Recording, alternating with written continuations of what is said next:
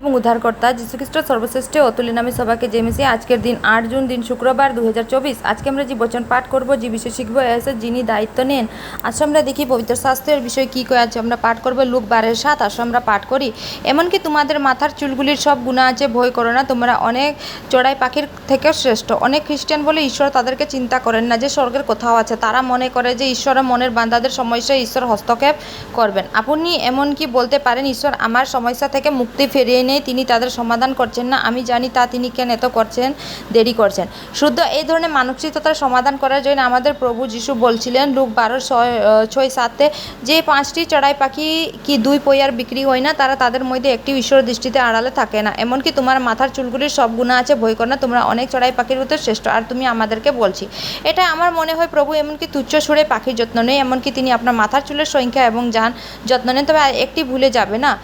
এক বোন একবার বলছিলেন, আমার মুখে প্রায় ব্রণ হয় আর আমার স্বামী এই কারণে আমাকে ঘৃণা করে। আমি কি করতে হবে তা জানি না। আমি তাকে পরামর্শ দিয়ে বললাম তিনি নিজেকে পরীক্ষা করা উচিত, এবং যদি আপনাকে খুঁজে পান আপনার দোষ আছে, আপনার উচিত সেগুলি ছাড়ে দেওয়া। আপনার সমস্যা যাই কি না হোক কেন, বড় বা ছোট, আপনার উচিত সেগুলিকে প্রভুর পায়ের কাছে রাখা, তাদের সম্পর্কে প্রার্থনা করা এবং তার জন্য অপেক্ষা করা।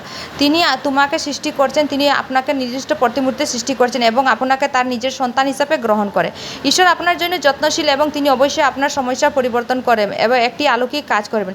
এগুলি ঈশ্বর দৃষ্টিতে ছোট খুঁটা বিষয়। আজও আপনি যদি কিবা কিছু সমস্যায় বিচলিত হয়, চিন্তা করা বন্ধ করুন, আপনার বোঝা প্রভুর উপরে রাখুন, তারা বুকে ভর দিয়ে বিশ্রাম নিন, ঈশ্বর প্রশংসা শুরু করেন। তারপরে দিনের ছোট সমস্যা হোক বা বিশাল চ্যালেঞ্জ যা আপনার সামনে পাহাড়ের মতো দাঁড়িয়ে থাকুন, প্রভু হস্তক্ষেপ করবেন এবং তাদেরকে শেষ করবেন।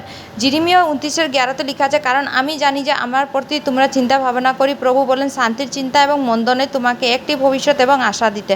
ঈশ্বর সন্তানের যদিও তিনি সর্বশক্তিমান ঈশ্বর, যিনি সমগ্র বিশ্ব সৃষ্টি করছেন, তিনিও আপনার প্রেমময় পিতা, তিনি দয়াময়, যিনি স্বর্গ থেকে পৃথিবীতে নামে আসছেন শুদ্ধ তোমাকে বাঁচানোর জন্য। তিনি আপনাকে সব জানাবেন এবং তিনি আপনাকে আপনার নাম ধরে ডাকেন। তাই ভয় পাবেন না, প্রভু আপনার জীবনে দায়িত্ব নিবেন এবং আপনাকে আশীর্বাদ করবেন। ধ্যান করার জন্য সন্ধ্যার জন্য যে শুক্ল এই যে জিরিমিয়া 29:11। আমরা পাঠ করি। তোমাদের জন্য আমার পরিকল্পনা কথা আমি নিজেই জানি, সদাপ্রভু ঘোষণা, তোমাদের শান্তির জন্য পরিকল্পনা, ক্ষতির জন্য নয়, যা তোমাদেরকে একটি ভবিষ্যৎ ও আশা দেবে। আজকে পবিত্র বচনগুলো পড়ার যুগে প্রভু যিশু পড়বার সময় সবাইকে আশীষ করবেন। ধন্যবাদ। আমেন। হালেলুয়া।